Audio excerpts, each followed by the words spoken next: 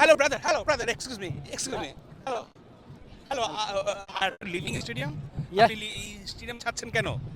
এত তাড়াতাড়ি হওয়ার আগে। আমি আসলে আর্জেন্টিনার সমর্থক। আমি আসছিলাম যে ব্রাজিলের হাত দেখবো, কিন্তু আজকে খেলার যে অবস্থা দেখলাম, আমার মনে হয় না ব্রাজিল আজকে হারবে।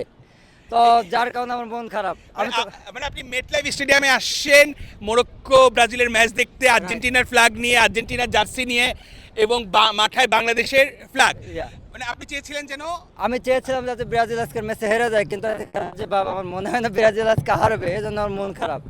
এজন্য আমি চলে যাইতেছি, আমার ম্যাচ দেখবো না। কত টাকা দিয়ে টিকিটটা করেছেন? $2000। $2000 দিয়ে টিকিট করেছেন, কিন্তু মানে ফার্স্ট হাফের কিছুক্ষণ পরেই আপনি চলে যাচ্ছেন।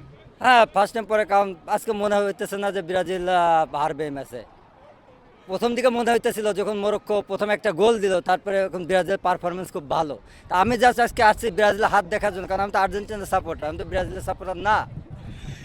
নিউ ইয়র্কের মেটলাইফ স্টেডিয়ামে আর্জেন্টিনার সমর্থক সে এসেছিল মরক্কোর বিপক্ষে ব্রাজিলের হাত দেখার জন্য, কিন্তু ফার্স্ট হাফ শেষ হওয়ার কিছুক্ষণের মধ্যে সে চলে যাচ্ছে।